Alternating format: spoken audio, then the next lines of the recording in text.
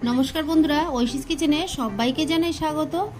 आज आमी एक नतून रेसिपि निये चले एसेछि। आज आमी देखाबो पायेस रेसिपि।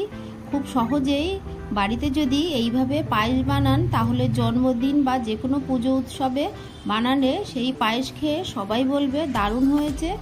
देखुन एखाने आमी एकटा स्टीलेर हाঁড়ি नियेछि। एर मध्य आमी दिये देब 3 केजी दूध। एटा 500 ग्राम पैकेट। आमी 300 ग्राम गोविंदभोग चाल दिए पायेस बानाबो, ताई एखाने आमी 3 केजी दूध देब। এই দুধ আর এই চালের পরিমাণটা আপনারা ঠিক করে দেবেন, তাহলে দেখবেন পায়েসটা খেতে দারুণ হয়।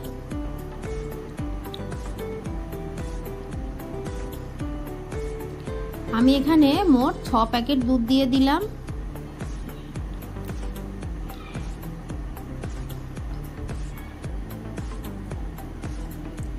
এবার এই দুধটাকে ফুটিয়ে নেব, তবে খুব বেশিক্ষণ কিন্তু ফোটাবো না।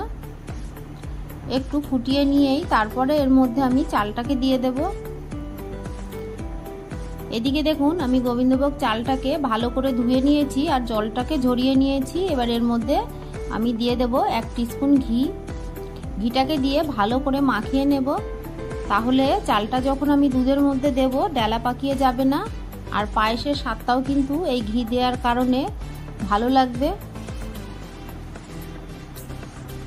পুরো চালের মধ্যে আমি ঘিটাকে ভালো করে মাখিয়ে নেব। এদিকে দুধটা ফুটে উঠেছে। আমি একটা বাটি নিয়েছি, এর মধ্যে কিছুটা দুধ তুলে রাখবো। একসঙ্গে কিন্তু সব দুধ দিয়ে দেব না।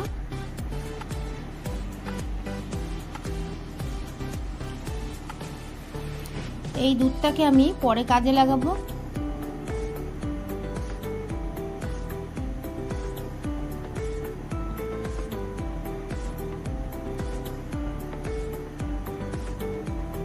এরপর আমি বাটিটাকে নিচে নামিয়ে রেখে আরো একটু দুধ তুলে নিলাম। বাটিটা গরম আছে, ধরে রাখতে পারছি না, তাই নিচে রেখে একটু দুধ আমি তুলে নিলাম।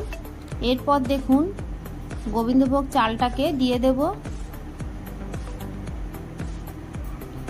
আমি অল্প অল্প করে দিয়ে মিশিয়ে নিচ্ছি।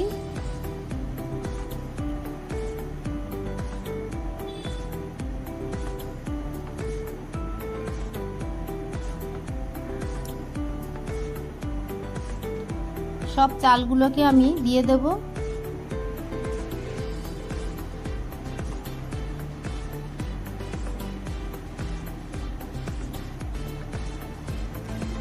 ভালো করে নেড়ে এটাকে ফুটতে দেব, তবে একটানা কিন্তু ফুটতে দিলে হবে না, কিছুক্ষণ বাদে বাদেই কিন্তু নাড়তে হবে, না হলে হাঁড়ির গায়ে লেগে যাবে।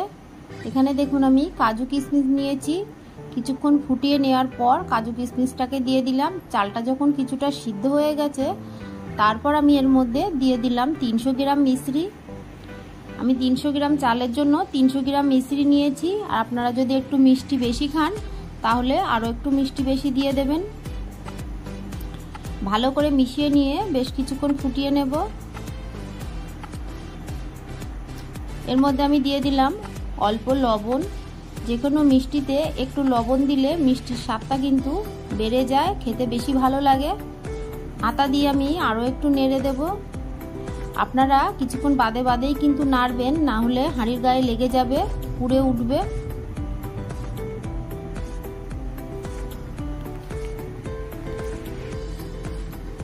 এরপর আমি এর মধ্যে দিয়ে দিলাম 2টো তেজপাতা। তেজপাতাটাকে ভালো করে আগে থেকে ধুয়ে রেখেছিলাম।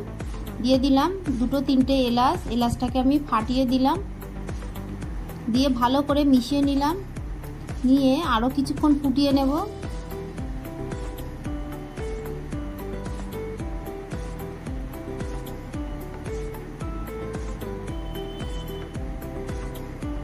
বেশ কিছুক্ষণ আমি ফুটিয়ে নিয়ে এর মধ্যে এবার দিয়ে দেব আমি যে দুধটা রেখেছিলাম তার মধ্যে 10 টাকা দামের 2 প্যাকেট গুঁড়ো দুধ আমি গুলে দিয়ে দিচ্ছি। এটা অবশ্যই দেবেন, এটা দিলেই কিন্তু পায়েসের স্বাদটা বেশি ভালো লাগবে।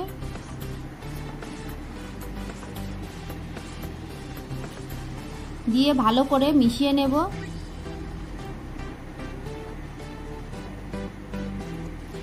মিশিয়ে নিয়ে আরও কিছুক্ষণ আমি ফুটিয়ে নিয়েছি। পায়েসটা আমার হয়ে গেছে। সবশেষে 1 টিস্পুন ঘি দিয়ে ভালো করে মিশিয়ে নিলেই রেডি পায়েস। তবে আপনারা কোনো পুজো আশ্রয় যদি এই পায়েস বানান তাহলে লবণটা দেবেন না।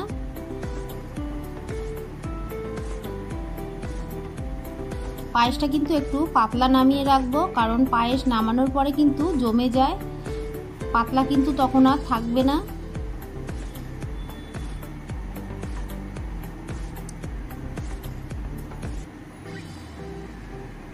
এর মধ্যে আরও একটু লবণ দিয়ে দিলাম, লবণটা কম ছিল, দিয়ে ভালো করে মিশিয়ে ফুটিয়ে নিয়ে নামিয়ে নেব।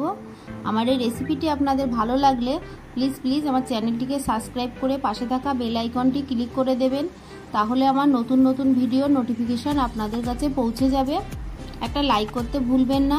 রেসিপিটি কেমন লাগলো আমাকে কমেন্ট করে জানাবেন। ভালো থাকবেন, সুস্থ থাকবেন। আবার দেখা হবে পরের ভিডিওয়। পুরো ভিডিওটা দেখার জন্য সবাইকে জানাই অসংখ্য ধন্যবাদ।